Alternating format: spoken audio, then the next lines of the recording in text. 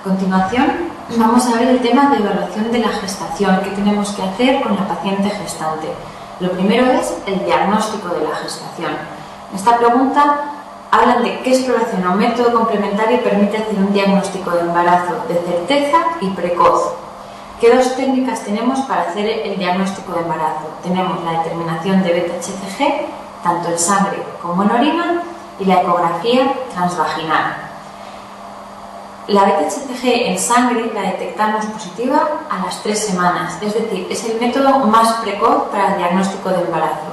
Sin embargo, el método de diagnóstico más precoz y de certeza, es decir, que nos confirma que ese aumento de la beta-HCG se debe a un embarazo, es la ecografía transvaginal.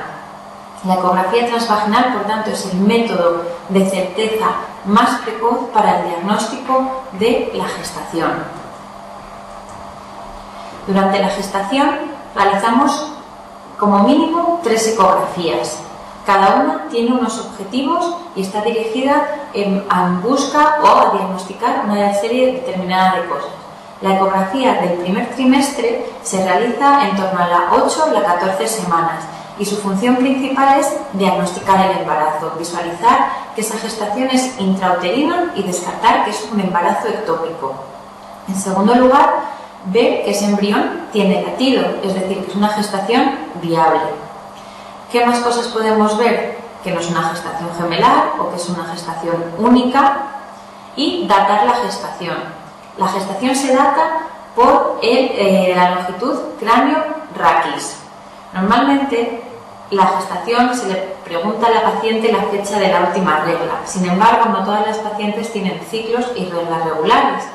Entonces, la forma más fiable para datar la gestación es la medida del CRL, la longitud cráneo-raquis, durante la ecografía del primer trimestre.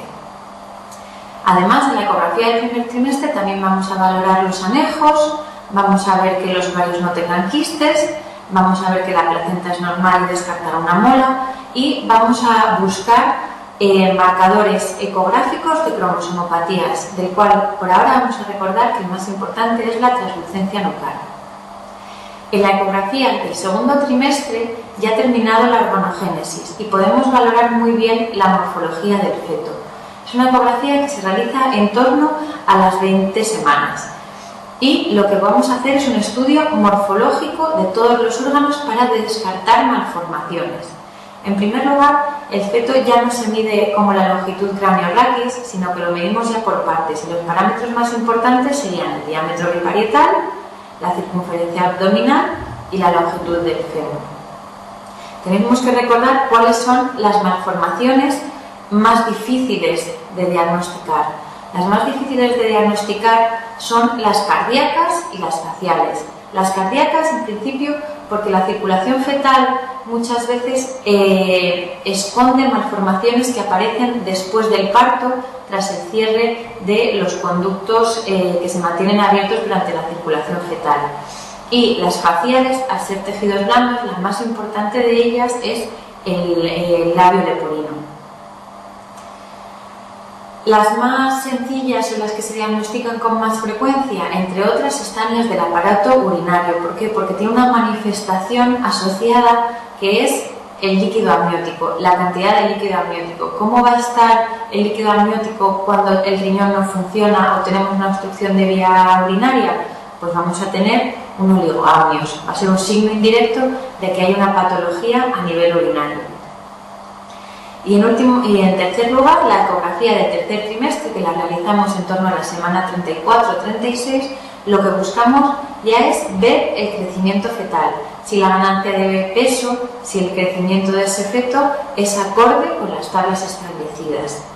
Una de las cosas con las que nos podemos encontrar en el tercer trimestre es con un crecimiento intrauterino retardado, y puede ser de tipo 1 o de tipo 2.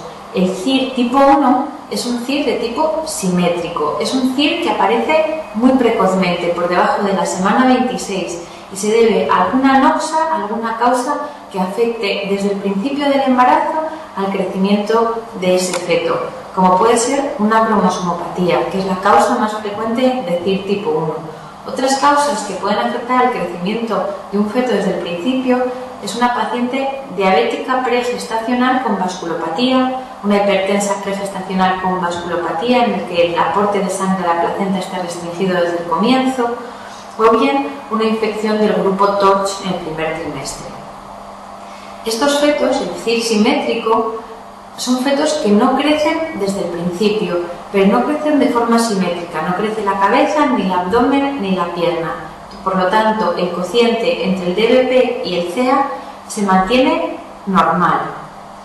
Es menos frecuente y lo importante es recordar que ante la sospecha de un CIR tipo 1, la prueba que tenemos que realizar sobre todo es la funiculocentesis, la cordocentesis, para obtener sangre fetal y obtener un cariotipo para descartar una cromosomopatía.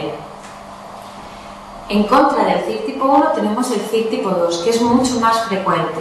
El CIR tipo 2 aparece de forma más tardía, en torno a la semana 32, y es un CIR de tipo asimétrico. Es un niño que ha ido creciendo bien a lo largo de la gestación y en un determinado momento hay una causa por lo que la placenta se hace insuficiente para aportar nutrientes y oxígeno a ese feto. La causa más importante de CIR tipo 2 de insuficiencia placentaria es la preeclampsia. La preeclampsia es una patología en la que la placenta se vuelve insuficiente. Estos fetos crean un mecanismo de adaptación a esa situación de restricción de aporte de nutrientes. Lo que se produce es una vasoconstricción esplásmica y una vasodilatación cerebral para proteger el cerebro. Entonces la cabeza crece bien, pero la tripa no crece adecuadamente, con lo cual el cociente entre el DBP y el CA está aumentado por la disminución del crecimiento de la circunferencia abdominal. La prueba que tenemos que hacer en este caso no es la funiculocentesis. La prueba que tenemos que hacer es una prueba de bienestar fetal. Es el Doppler. La ecografía Doppler mide los flujos a nivel de la arteria umbilical y de la cerebral media y nos habla de si la vasodilatación o la vasoconstricción que hay en cada uno de estos vasos. En esta pregunta dice: primigesta de 40 años que por ecografía a las 18 semanas se diagnostica la existencia de un CIR tipo 1 sin apreciarse alteraciones morfológicas. ¿Qué estaría indicado? Hemos dicho, en un CIR tipo 1, para el diagnóstico, la funiculocentesis. Sin embargo, en un CIR tipo 2, la alteración en el Doppler que más nos debe hacer correr, que más riesgo entraña de muerte fetal, sería el flujo diastólico invertido en la arteria umbilical.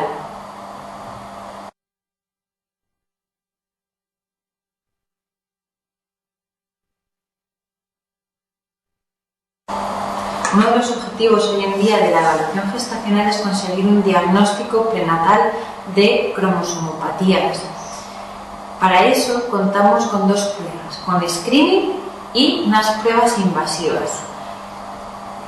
Normalmente, si no hay ningún factor de riesgo, se realiza un test de screening que, en caso de ser positivo, pasaríamos a realizar una prueba invasiva para obtener material para la prueba definitiva, que es el cariotipo fetal. Hay una serie de situaciones en las que se podría indicar directamente la realización de una prueba invasiva, como puede ser el antecedente familiar o personal de un individuo afecto de una cromosomopatía o de una enfermedad con un cariotipo conocido, o en caso de mujeres mayores de 35 años que soliciten la realización de una prueba invasiva, debido a que sabéis que a partir de los 35 años es cuando se incrementa de forma exponencial el riesgo de síndrome de Down. Vamos a empezar viendo el screening. Para el screening contamos con unos marcadores bioquímicos en sangre materna y unos marcadores ecográficos. Los marcadores bioquímicos los podemos obtener durante el primer trimestre en sangre materna o durante el segundo trimestre. En el primer trimestre contamos con la beta-HCG y con la PAPA. La beta-HCG está aumentada en las cromosomopatías y la PAPA disminuida. En el segundo trimestre contamos con la alfa-fetoproteína, el estriol y la glucoproteína 1B. Para empezar, la alfa-fetoproteína es un marcador que cuando está aumentado nos tiene que venir directamente a la cabeza el riesgo de defectos del tubo neural, el mielomeningocelio, ¿vale? Alfa-fetoproteína aumentada, aumento del riesgo de defectos del tubo neural, mientras que si la alfa-fetoproteína está disminuida es cuando se asocia a cromosomopatías. El estriol, si es un marcador de bienestar fetal, estará disminuido en las cromosomopatías y la glucoproteína 1b está aumentada. En cuanto a los marcadores ecográficos, esta pregunta dice: los siguientes hallazgos ecográficos se consideran actualmente marcadores de cromosomopatía excepto uno: la ausencia de tabique nasal, la lactasia piélica, el flujo invertido en el ductus, el acortamiento de la longitud del fémur. Son 4 marcadores de cromosomopatías. Pero como nos preguntan en la siguiente pregunta, el marcador de cromosomopatía del primer trimestre que tiene más valor aislado es la translucencia nucal. La translucencia nucal es un parámetro ecográfico que se mide en el primer trimestre y es patológica cuando mide más de 3 milímetros. Por sí sola, la translucencia nucal tiene una sensibilidad del 70%. Si juntamos la beta-HCG y la papa en el primer trimestre, no alcanzan la sensibilidad de la translucencia nucal aislada, tiene una sensibilidad en torno al 60%. Para mejorar la sensibilidad se intenta hacer un screening que llamamos screening combinado del primer trimestre, que incluye la beta-HCG, la papa, la translucencia nucal y la edad materna. Junto, en el primer trimestre tiene una sensibilidad para la detección de síndrome de Down que alcanza prácticamente el 90%. El concepto que os tiene que quedar más claro es que la translucencia nucal es el marcador de cromosomopatía aislado con más sensibilidad. Pasamos a las pruebas invasivas, a las de confirmación de la cromosomopatía. Y esta pregunta dice: la biopsia corial transcervical es la técnica de elección para diagnosticar ecográficamente una malformación del sistema nervioso central, realizar un diagnóstico prenatal de alteraciones óseas cuando la embarazada tiene más de 20 semanas, cuando se quiere un diagnóstico citogenético prenatal antes de las 12 semanas de gestación o como alternativa al cariotipo en sangre periférica. ¿Qué tenemos que saber de la biopsia corial? La biopsia corial es la prueba invasiva que podemos realizar antes en la gestación. La podemos realizar entre las 8 y las 12 semanas. Nos permite hacer un diagnóstico precoz y tener un resultado rápido. El problema es que tiene una tasa de abortos mayor que la de la amniocentesis y además, como se coge tejido placentario, es frecuente encontrar mosaicos en los que se mezcla tejido con cromosomas del feto y de la madre. La amniocentesis es la técnica invasiva de elección, es la que se realiza en torno a las 12 y las 16 semanas y se obtiene líquido amniótico y se cultivan los fibroblastos. El problema es que el diagnóstico se retrasa hasta 3 y 4 semanas. La ventaja, que la tasa de abortos es la más baja, normalmente por debajo del 0,5%. Y por último nos queda la funiculocentesis. La funiculocentesis es la prueba que utilizamos cuando nos encontramos más allá de las 18 semanas. Permite coger sangre del cordón y obtener un cariotipo en poco espacio de tiempo. Tiene una tasa de abortos que es intermedia entre la biopsia corial y la amniocentesis. La otra ventaja que tiene la funiculocentesis es que nos va a permitir la realización de tratamientos, como sería por ejemplo el caso de las transfusiones fetales en caso de anemias por isoinmunización RH.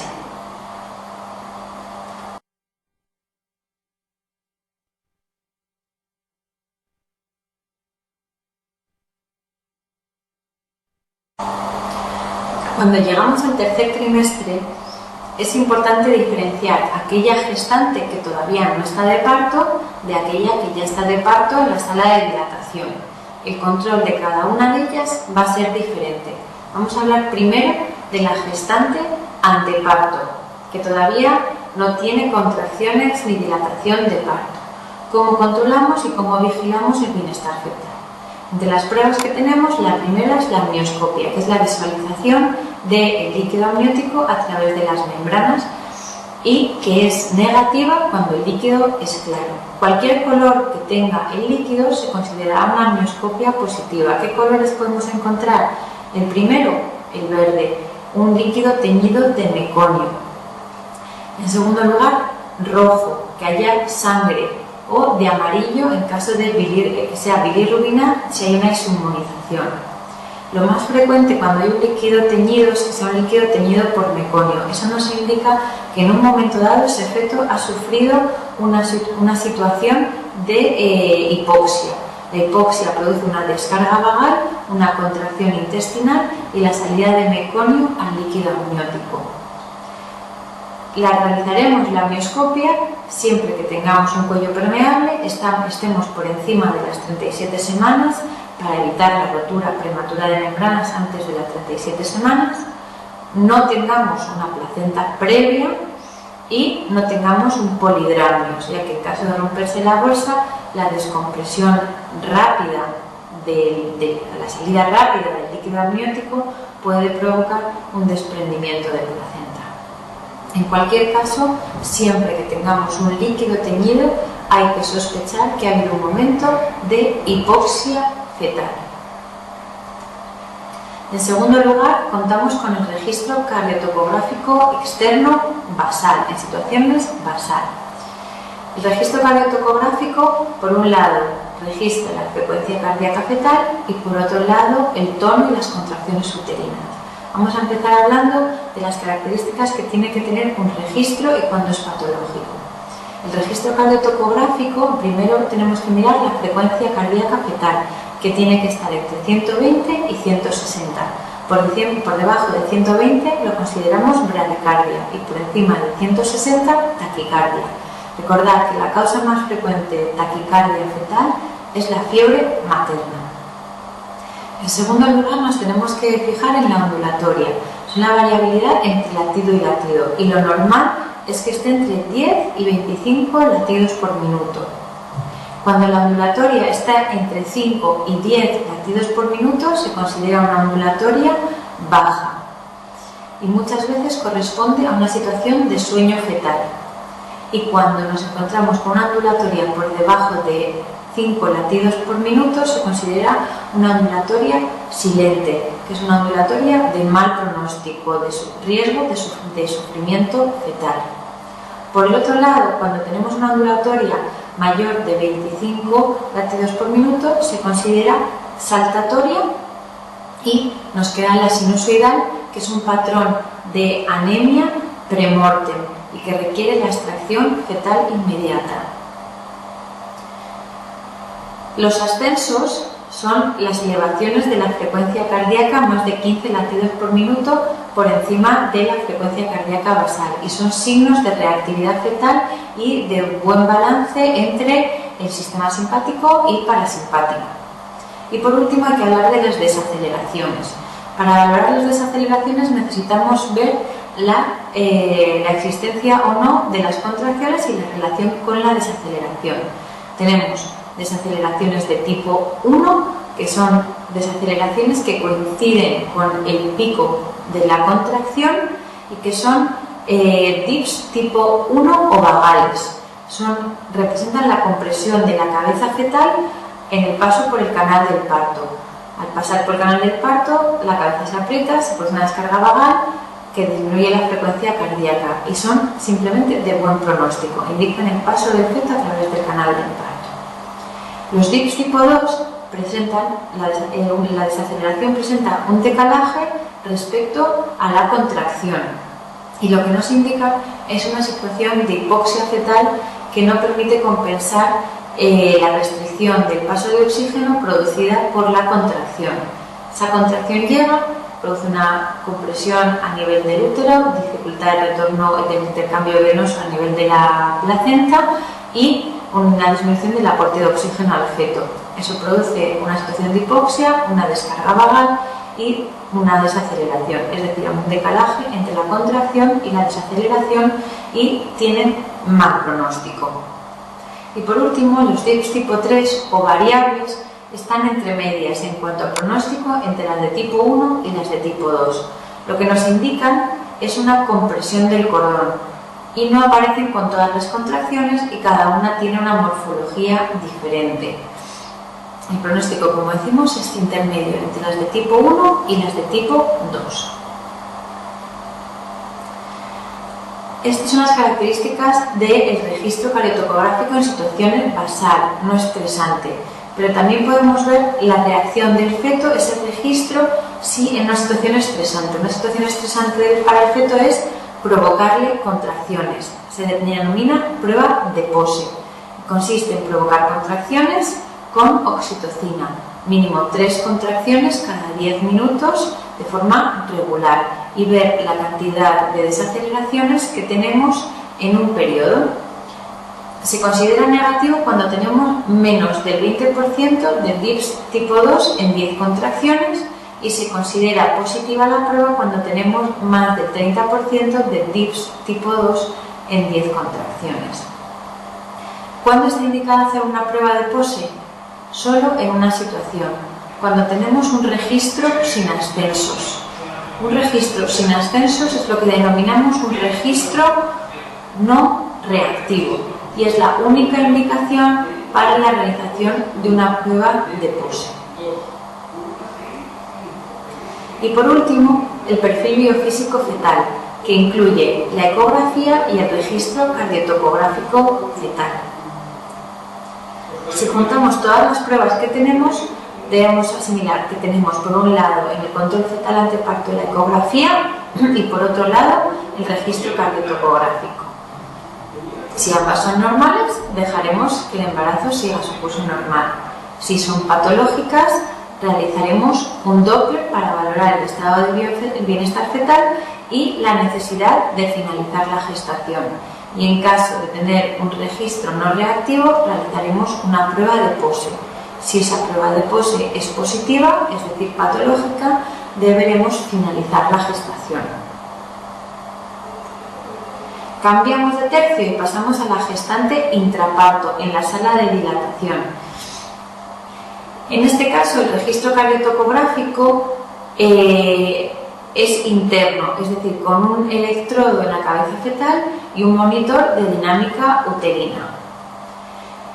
También contamos, aparte con el registro, con la microtoma de sangre fetal, que tenemos que tener en la cabeza que es la prueba más adecuada para saber, para hacer el diagnóstico de sufrimiento fetal intraparto. Consiste en la toma de una muestra de sangre de la cabeza, de la piel de la cabeza fetal, para determinar el pH en sangre fetal. ¿Cuándo está indicado hacerla? Veamos esta pregunta.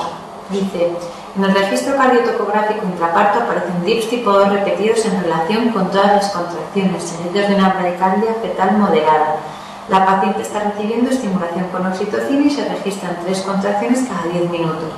Exploración revela presentación cefálica en segundo plano y una dilatación cervical de 6 centímetros. Todavía no tenemos la dilatación completa, no podemos finalizar la gestación, por tanto, mediante un parto instrumental, y para saber el estado de bienestar fetal necesitamos una microtoma. ¿Por qué? Porque hay un dato que es patológico, que es la presencia de DIPS tipo 2. Aparte de los DIPS tipo 2 en el registro, hay una serie de cosas que nos tienen que llevar a hacer una microtoma cuando estamos en situación intraparto, que sería una ondulatoria baja o una ondulatoria saltatoria. La ausencia de ascensos, también intraparto, realizaríamos una microtoma. Más cosas, la presencia de un líquido meconial, un líquido teñido. Ese riesgo de sufrimiento fetal nos debe llevar a pedir una microtoma. Y en caso de que la saturación de oxígeno en sangre fetal, medida por pulsioximetría, esté entre el 20 y el 30%. ¿Cuáles son los valores que tenemos que tener en la cabeza para actuar en función del pH? Los siguientes. Si el pH está por encima de 7,25, es normal. Si está entre 7,20 y 7,25, deberemos repetir la microtoma a los 20 minutos. Normalmente es conveniente disminuir la dosis de oxitocina, aportar oxígeno a la madre, colocarla en decúbito lateral izquierdo para que ese feto se oxigene bien y recupere el pH. Si está por debajo de 7,20, la actitud deberá ser la extracción fetal inmediata por la vía más rápida.